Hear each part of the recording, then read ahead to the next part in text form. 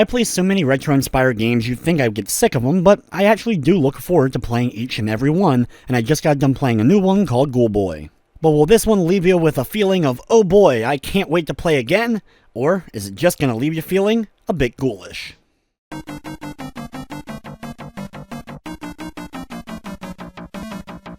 Ghoulboy is very much a retro-inspired platformer, featuring a young hero who's taking on an evil force. There is a bit of story, but it's much more about the gameplay here. The game is broken up into 5 acts with 25 levels, with the end of each act featuring a boss or boss-like encounter. To aid the young hero in the quest, you do have 2 types of weapons. Your main weapon, and you can get a few of them throughout the game. They do have different animations and attack further distances, like the starting blade is very short-ranged, but you can end up getting things like a mace that can end up hitting quite a big distance away from the young hero. There's also the 2 sub-weapons, and blades that you can throw out, and then giant spears that can actually be used as platforms. Honestly, using the spears as a platform is one of the best aspects about the gameplay. The other sub-weapon, the blade-like boomerang, can be very useful for not only hitting farther away from you, but also hitting enemies multiple times. You can throw this out as just a single, or as a double. You can switch between your main and sub-weapons at any point by using the trigger buttons. One of my gripes with the game, though, is every time you pick up additional ammo for a sub-weapon, it auto-switches. So if you're in the middle of an intense area and you prefer to use your knives over the spears, but an enemy drops spears and you pick them up, well, now you're using the spear.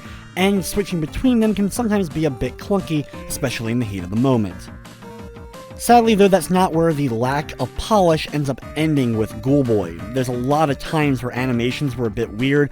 Items are all solid. For example, enemies will drop things like coins or gems, and they become platforms and the like until you end up picking them up. Sometimes they can act very weird, launching across the screen or launching into the walls out of nowhere just because of other animations and the like going on. Platforming is just okay in the game. You do have a couple of intense moments and difficult areas with the platforming, and it's one of those games that doesn't take into account momentum or pressure on the button, so when you just lightly tap the jump, it does the same animation as if you held it down, and because of this, in tight areas, it can be very difficult to get the jump that you want. Thankfully, you have a double jump at all times, which is very useful for helping you get around some of these situations, but still, overall the platforming was kinda eh. Sadly, the action doesn't fare a ton better. It does function a bit better than the platforming. With the different weapons, it helps out some of the animations of the longer range weapons, like the big sword, for example. I ended up missing enemies even though I was attacking directly in front of me. When you attack enemies, you can only hit one at a time, so even if there's 2 enemies directly in front of you that you're swinging at, you're only gonna hit the one, and the other one's more likely gonna end up hitting you in return. And it's very easy to have your health drained. You do have a health bar, but it can be drained in just a couple of seconds. Thankfully, there are upgrades in the game that you're able to find to increase things like the amount of ammo you're able to hold, your health, and getting those new weapons. One thing I didn't know, if they end up telling you during gameplay, I just may have ended up missing it, but the shop is actually at the main menu. You have to exit the game and spend the money that you've earned there. Money in the game is very easy to get a hold of. It carries over even if you end up dying or game overing.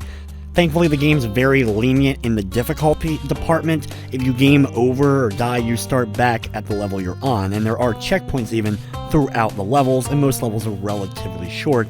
Very few levels did I end up dying at all. It was usually just due to the poor design. There's a lot of times where you can't see what's directly below you, but you're going to need to go down there. There's wonderful leap of faith type of things, as well as just there were a couple of those close quarters where the jump, being the big arcing jump that it is, made it more difficult than it needed to be, and ended up causing me to die a couple of times. From the technical side of things, thankfully the game didn't crash on me, and I didn't run into anything major glitch-wise that stopped me from playing the game. Ghoulboy is available now on the PlayStation 4 and Vita for $7.99. It's also available on PC and Nintendo Switch, though it's $9.99 on the Switch, and there's also a limited physical release for the game being done by East Asia Soft. For those on the Sony platforms, there is a Platinum Trophy.